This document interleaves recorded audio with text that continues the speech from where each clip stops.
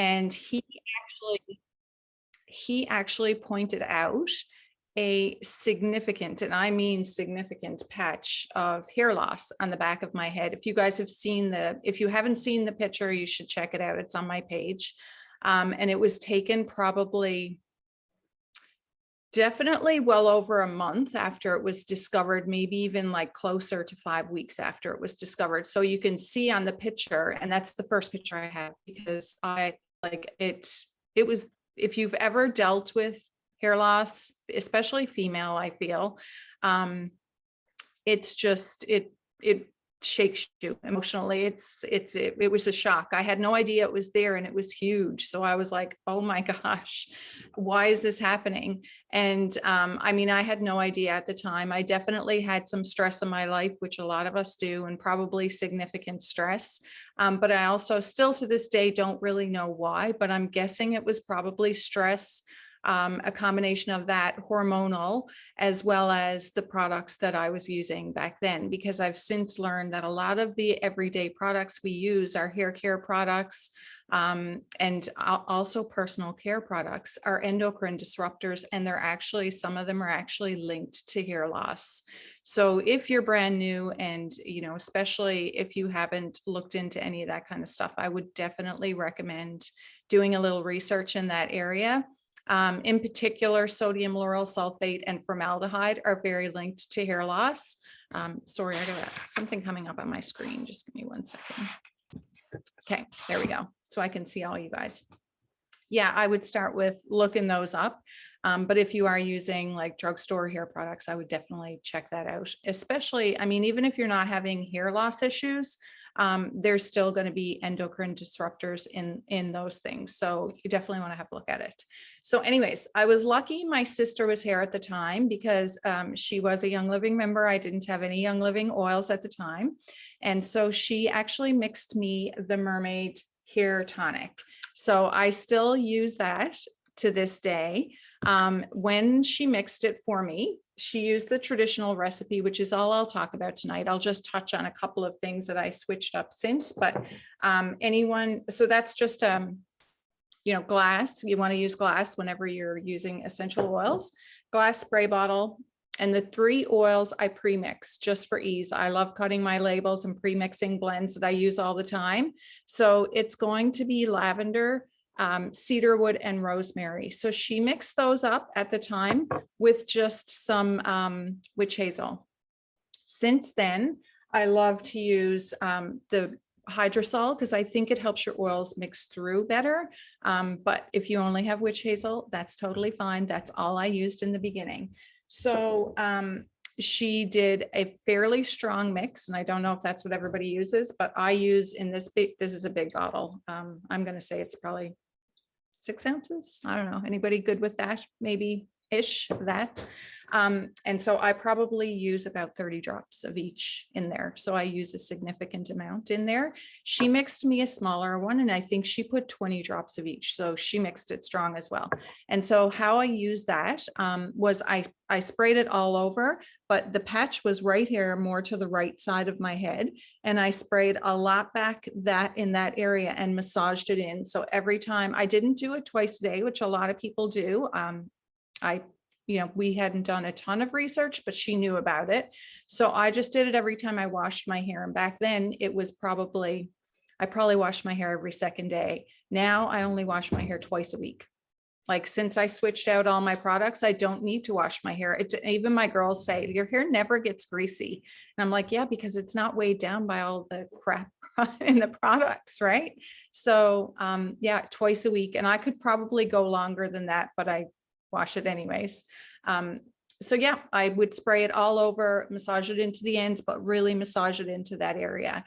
And so then I bought my kit, of course, or my starter bundle. But pretty much like probably about a month-ish after that, I switched to Young Living's shampoo and conditioner as well. But just to backtrack on this, the hair tonic, the traditional recipe, which is the lavender, cedarwood, and rosemary. These 3 oils work really well together for stimulating the hair follicles, for bringing circulation to your scalp, And so therefore promoting hair growth. Each one of them works together to do that, but each one of them also has like a bit of a different purpose, or I guess purpose for lack of a better word. So your rosemary is going to be very stimulating for the scalp. It's going to bring circulation to the area and really promote hair growth. Your cedar wood is also going to be like a great, it's going to be soothing and going to be a great, it's going to stimulate the scalp as well, but it's also going to promote hair growth. And then your lavender is going to be like lavender is for everything. It's going to be very soothing. So if you do have irritated scalp, it's going to soothe your scalp, and it's also going to promote hair shine as well. So going to be really great for that. So this trio is amazing. And honestly, that is what I started with. And that's what made, so from the one visit to my stylist to the next, he was like, oh my gosh, what are you doing? So that would have been like 6 to 8 weeks. I can't remember in between. So not a significant amount of time, but he said to me, like, you already have like the baby hair growth coming out. And the picture that I actually posted, you can see that hair growth, because I hadn't taken a picture. I hadn't even really looked at it because I was just, I don't know, I just couldn't, I guess. And even when I posted that picture again yesterday, I struggled with posting it. It was tough. Like, it's tough to look at it. And it's, I mean, I can talk about it easier than looking at the picture and then, you know, bringing myself back to what it felt like to be there, because it was hard. So, yeah, so when I switched, I really feel like switching out my shampoo conditioner made a huge difference. And then I also added in sulfurzyme and Ningxia Red later on. But those things are all gonna, like, they're all gonna work together to support our bodies. So really, I think ultimately, obviously this is not medical advice and we can't diagnose or treat or any of that kind of stuff. But we are in control of our own bodies. And I think it's very important for us to look at ingredients and products we're using, and essential really to look at it. And so that was really that was a big eye opener for me. Also, I think that, like, when we learn to support our bodies, no matter what the cause is, things can change. Things can just kind of fall into place. So for me, like when I started, so she made me the hair tonic. And then I started looking at, okay, well, what could it be? It could be stress. I started researching, obviously. It could be stress, it could be hormonal, and it could be the products I'm using. But whatever it was, these products made the difference. And even my stylist said the same thing. He was like, okay, well, what are you using? Because I see massive difference from 6 weeks ago when you were here. So taking control, I think, of our own health is super, super important. And I wanted to talk about, like, obviously the ingredients in the shampoo and conditioner, and the Young Living shampoo and conditioner are amazing. I know a lot of people struggle with switching to a natural shampoo and conditioner because there is definitely like a period of adjustment in there for sure. And I want to look at the time because I don't want to go over. I also, want to say that, like, I use the lavender mint, which is perfect for my hair, because my hair, I have a lot of hair, but my hair strands are very, very fine. If you have coarser or curly hair, you're probably better off, I think, with the Copaiba shampoo and conditioner. And then there's a lavender volume one, which my girls find better, because I think that one is really good for oily hair. So I don't really have oily hair. So there are options. And also there is, like I said, that adjustment period to getting used to a more natural shampoo and conditioner.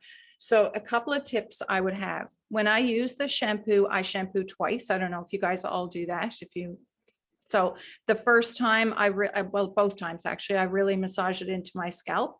But the first time and the other thing I do to get a really good lather, and I've told my girls this and they found a difference, is when I put my shampoo in my hand, I actually lather it before I apply it to my hair. And when I started doing that, that made a big difference as well for getting like some of the sudsy feeling that we all connect with cleanliness, which, you know, is our sodium lauryl sulfate. And obviously it's not in ours. So it's not going to foam up as, you know, well as some of the store-bought ones. So I do find those things make a difference, just really activating it before you start using it, and then really massaging it into your scalp. So the shampoo I use on my scalp, the conditioner I use mostly on the ends of my hair. And I think a lot of people do that.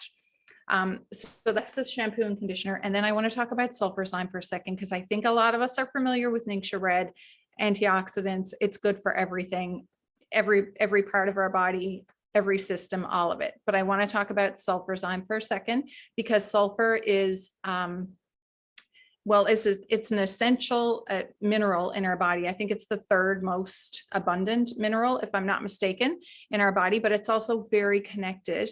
Well, sulfur slime supports skin, hair, nails, and joints. Oh my gosh, I can't believe I almost forgot joints. But in particular, the sulfur provided by MSM produces collagen and keratin, which is basically our hair growth, right? It's our hair. It's what our hair is made of. So it's super important for that as well. So if anyone were struggling with hair loss, or it doesn't necessarily have to be alopecia either. It can just be thinning, like post-pregnancy, all kinds of things affect us. I think that is a significant supplement worth looking into for people. So yeah, I think that's, oh, and the other thing I wanted to mention, which is funny, because I just discovered this a couple of months ago, and this was came about because of my teenage girls. So my teenage girls struggle with oilier hair sometimes, and they like to use like a detoxifying shampoo sometimes, which I also think can be very good for hair loss and stimulating hair growth, because if there's a buildup on our scalp, obviously our hair is going to struggle to grow properly, right? So the charcoal bar soap is amazing as a detoxifying shampoo. I don't know if you guys have ever tried it, but it is so good. And you don't need very much. Like, I love the charcoal bar soap, not for my face because it's too drying for me, because I tend towards dry skin. So I use it as a detoxifier in the shower, basically. Soles my feet, armpits, and my hair, just my scalp every now and again. So you only need a little tiny bit on your hands, rub your fingers together and massage it in. It's so good. So there you go. I hope that was helpful. If anybody has questions, let them rip. Or comments, because other people, and what you said at the beginning, Meredith, is so true. Like, I've learned from brand new people in my organization. So like, we can all learn from each other, little tips and tricks that we may not have tried. I love when my members share in our group, because lots of times it's things that I have not done or tried. So a comment I have to, oh, actually, I think somebody just wrote it in the chat, but I've used always Thieves dish soap as my detox shampoo. As silly as that sounds, but I'm excited. A lot of people do that. Do you mix it with Thieves cleaner? Because I heard that before as well. No, I like so usually with my dish soap, I like to dilute it. I'll mix it with baking soda and water, but I don't do that purposely when I'm using it on my hair, because I know that the baking soda can strip your color out. Okay. But yeah, I'm excited. I want to try the charcoal bar soap now that you say that, because I've never even thought to use it as a shampoo bar. It's so good. I did try the dish soap, and it was, I wasn't in love with it, but I know a lot of people do. And people have mixed, I can't remember, it was 3 things. Maybe it was baking soda, maybe it wasn't, but it was definitely Thieves dish soap. And I think some Thieves concentrate, and something else, I believe, was the recipe that I had seen before. But yeah, I love the charcoal soap. Very cool. I love that there's so many hacks for like so many products that I'm still 5 years into this, like learning random hacks for products that I've never even thought of. And they're ones that I buy anyways for other areas of my home. So I'm like, well, exactly. If I can now use my charcoal bar soap to take poo stains out of my baby's clothes, clean my face, and also clean my hair, I'm laughing. Right? Yeah, I agree. I love that. Does anybody else have questions? Oh, sorry, go ahead. No, I was just going to say, I don't want to take the floor from anybody. If anybody has questions or anything else they wanted to add in. I learned so much, I feel like, in just like 20 minutes from listening to you, Tina. Thank you. I hope I can help somebody, because I can tell you alopecia is very difficult to go through. I mean, I can remember, even, it's so windy here in Newfoundland, and I can remember even when I'd be outside in the wind, I'd be like, is it covered up? Is it, it's, yeah. I think so many women too, like, when I was going through my postpartum hair loss too, like, we associate so much of our like femininity with our hair. Yeah. And it can be really hard, because it's often something we don't associate with being able to control. Like, if we're losing hair, it's like, well, there's nothing we can do, right? But there are so many helpful tools. And also getting to like the root cause of things, like you said, you think maybe some of your products were causing that issue and some of your stress. But when you're taking such a holistic view of your health and looking at all these different little areas, you're better able to support your body, right? It's not just like, let's throw a hair growth shampoo over top of it. It's let's actually figure out what's going on here and fix it long term so that it's not an issue that just keeps cropping back up, right? Exactly. Very good point. Yeah. Cool. All right. Well, if nobody else has any questions, I did record this as well. So we will be sharing this with people. If you can think of somebody in your life that might benefit from hearing this, if they're struggling with hair loss or anything related to that, we'd be happy to share the recording link. So just flip us one of whoever brought you here, flip them a quick message, and we can get the link to you. But I thank you guys all so much for taking time out of your day and taking time for yourself. Just remember too, we are going to be talking about a variety of different topics on these Tuesday night calls. So if you have people that maybe missed out on tonight, or you're excited for something in the future, be sure to pop on next Tuesday, and stay tuned to figure out what the topic will be for that as well.